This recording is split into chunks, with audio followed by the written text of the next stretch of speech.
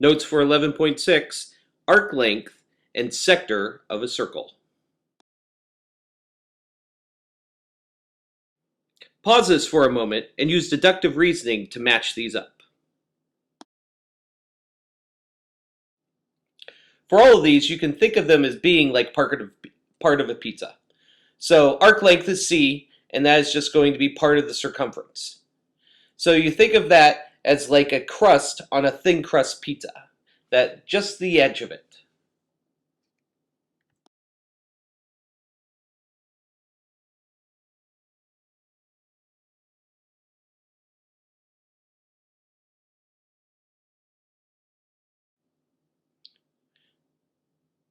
The next one is sector, which is A, which goes from the center of the circle and is the part of the area of that circle. So you can think of it like being like that piece of pizza.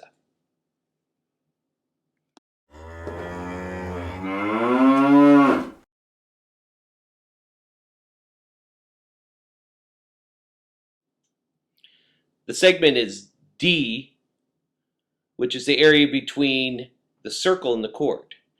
You can think of this as being like the stuffed crust pizza that's really, really puffy. That's the crusty, chewy, cheesy part that everyone loves.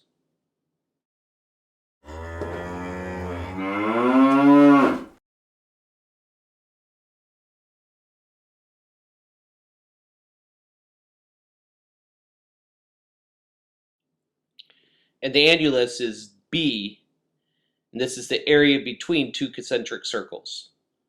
Why you would not eat the whole pizza? Who knows?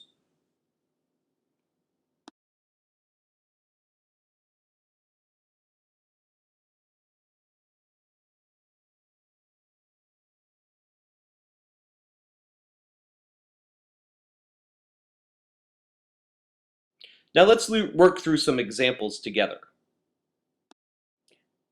Now let's do the area of a sector of a circle.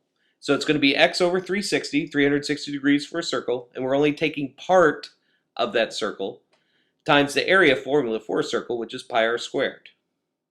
So the x is going to be the central angle times 360, so we're getting that fractional part. So in this case, it's 70 over 360 times pi times that radius squared, which is 5 squared. We go through this and start to solve it.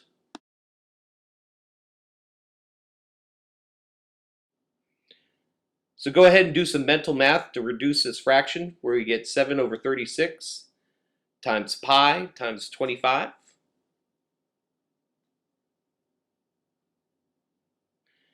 And when we multiply everything together, we get 175 over 36 times pi centimeters squared.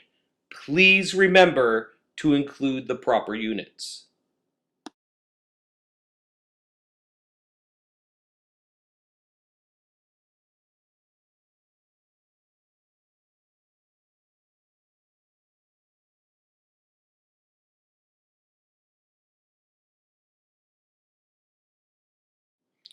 To find the area of the annulus, you're going to take the area of the large circle minus the area of the small circle. So we're going to use a little subscript here. We're going to use L for large and S for small. So it's pi r squared of the large circle minus pi r squared of the small circle. So the radius of the large circle is going to be 2 plus 3, which is 5.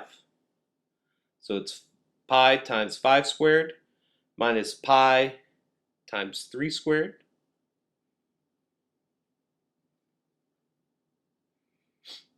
And we get our answer to be 16 pi.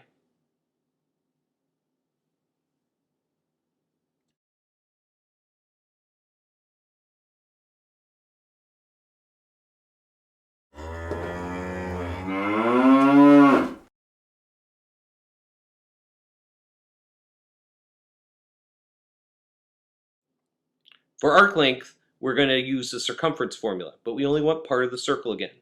So we use x over 360 to get that part of the circle, times 2 times pi times the radius.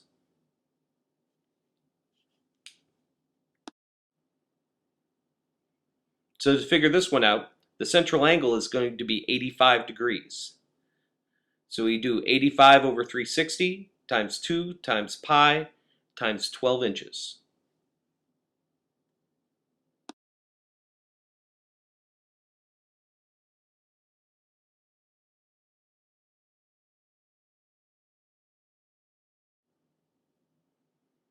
From here we do some mental math, we do some reductions of fractions, and our final answer is going to be 17 pi over 3 inches.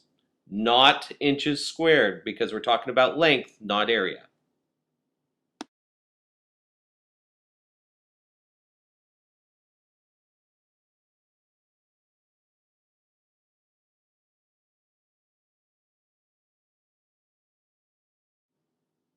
So for the area of a segment, we find the area of the sector minus the area of the triangle. Now what we're going to notice from this formula is that one term has pi in it, the other one doesn't, so you're not going to be able to combine them. So for the area of the sector, it's going to be 90 over 360, that's the central angle, times pi times 8 squared, minus 1/2 times base times height, which are both going to be 8. This turns out to be a 45, 45, 90-degree triangle, so the base and height are going to be equal to each other.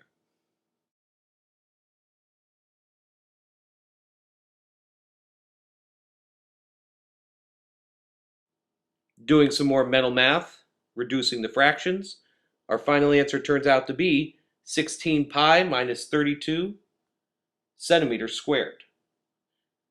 Please make sure you leave it like this.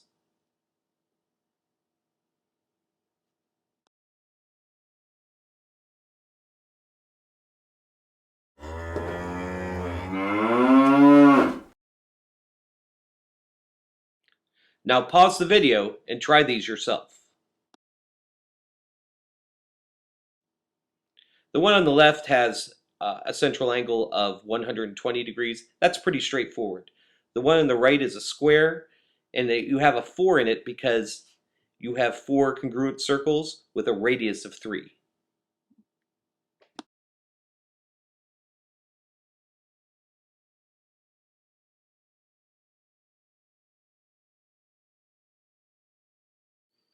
Here's a harder problem that we will work through together. We're working backwards to find the central angle. So we know the area of the shaded region is 10 pi, and so we're going to take the area of the larger sector, which will be x over 360 times pi times 10 squared, minus the area of the smaller sector, which is going to be x over 360 times pi times 8 squared. Notice that each term has an x over 360 and a pi, so that's something we can factor out. So we get 10 pi is equal to x over 360 times pi, and then in the quantity we'll take 10 squared minus 8 squared.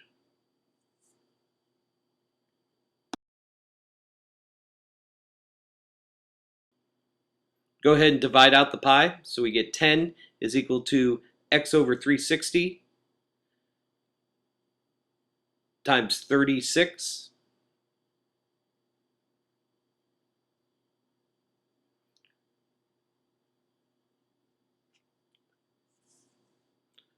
go ahead and reduce the 36 and 360 to be 10.